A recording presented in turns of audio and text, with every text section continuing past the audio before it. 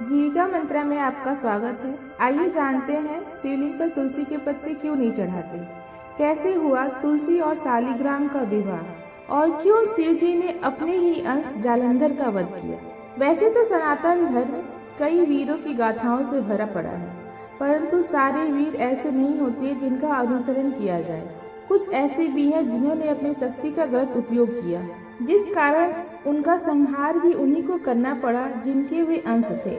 भगवान शिव के अंश से जन्मा ऐसा ही एक वीर था जिसका नाम था जालंधर। श्रीमद् देवी भागवत पुराण के अनुसार जालंधर भगवान शिव का अंश था, लेकिन उसे खुद ही नहीं पता था कि वह भगवान शिव का अंश है। जालंधर के जन्म की कथा बहुत ही रोचक है। एक बार गुरु बृहस्पति और इंद्र कैलाश पर्वत की ओर जा रहे थे। भगवान शिव ने उनकी परीक्षा लेने के लिए रास्ते में जोगी का रूप धारण करके बैठ गए और धुनी रमाने लगे। इंद्र ने भगवान के रास्ते पर यूं जोगी को बैठा हुआ देखकर पूछा, तुम कौन हो? लेकिन भगवान शिव ने कोई उत्तर नहीं दिया। इंद्र ने पुनः प्रश्न किया, परंतु जोगी ने फिर से कोई उत्तर नहीं दिया। जोगी के उत्तर न देने पे इंद्र को क्रोध आ गया और उन्होंने क्रोध में भगवान शिव को मारने के लिए अपना ब्रज उठा लिया। इंद्र को ऐसे क्रोधित होकर ब्रज उठाता देख भगवान शिव को भी क्रोध आ गया और उनका तीसरा नेत्र खुल गया। ऐसे में देव गुरु बृहस्पति ने उन्हें पहचान कर क्षमा याचना की और इंद्र के जीवन का वरदान मांगा। क्रोध को रोकने हेतु भगवान शिव ने अपने तीसरे नेत्र की क्रोधाग्नि को जल में डाल दिया। समुद्र में गिरी उस क्रोधाग्नि ने बालक का रूप धारण कर लिया, परंतु क्रोधाग्नि से निकले उस बालक के रोने की ध्वनि से पूरा ब्रह्मांड गूंज उठा। मानो ऐसा प्रतीत हुआ कि पूरा ब्रह्मांड ही बहरा हो जाएगा। नन्हे बालक को इस प्रकार रोता हुआ देख सभी देवता घबरा गए और सभी देवगण उसी क्षण एकत्रित होकर ब्रह्मा जी के पास गए। अब ब्रह्मा जी और सभी देवगण एकत्रित होकर उस बालक के पास पहुँचे। समुद्र में पड़े उस बालक ने ब्रह्मा जी को पहचान लिया और सिर झुकाकर उन्हें नमन किया। प्रसन्न होकर ब्रह्मा जी ने उस बालक को गोद में उठा लिया और स्नेह करना चाहा। तभी उस बालक ने ब्रह्मा जी के गर्दन को इतना कस के पकड़ा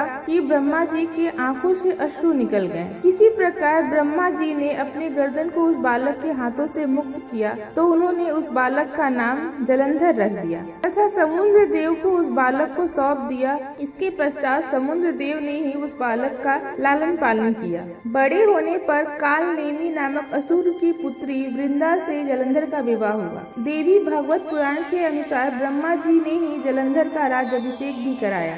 जालंधर बहुत ही शक्तिशाली असुर था। कहते हैं यमराज भी उनसे डरते थे। दिन पर दिन उसका अत्याचार बढ़ता गया। कहते हैं देवताओं के साथ साथ उन्होंने अपने गुरु शुक्राचार्य का भी निरादर किया था। इंद्र को पराजित कर वह तीनों लोकों का स्वामी बन बैठा। जालंधर से मुक्ति दिलाने के लिए महर्षि नारद शंकर के पास पहुँचे। तब भगवान शंकर ने जालंधर को समझाने का बहुत प्रयास किया, परंतु उसने भगवान शंकर का ही उपहास उड़ा दिया। जालंधर देवी लक्ष्मी को भी किसी प्रकार विष्णु से पाना चाहता था, इसलिए उसने बैकुंठ पर आक्रमण कर दिया। परंतु देवी लक्ष्मी ने जालंधर से कहा, हम दोनों ही जल से उत्पन्न हुए हैं, इसलिए हम दोनों में भाई बहन का संबंध है। देवी लक्ष्मी की बातों से जालंधर प्रभावित हुआ और लक्ष्मी को बहन मानकर बैकुंठ से चला गया। इसके बाद उसने कैलाश पर आक्रमण करने की योजना बनाई। अपने सारे असुरों को इकट्ठा किया और कैलाश जाकर देवी पार्वती को अपनी पत्नी बनने के लिए दबाव देने लगा। देवी पार्वती क्रोधित हो गई और महादेव और जालंधर के बीच घमासान युद्ध हुआ। उस युद्ध में जालंधर भगवान शिव के हर प्रभाव को निष्फल कर देता था। असल में जालंधर की अपार शक्ति का कारण थी उसकी पत्नी वृंदा।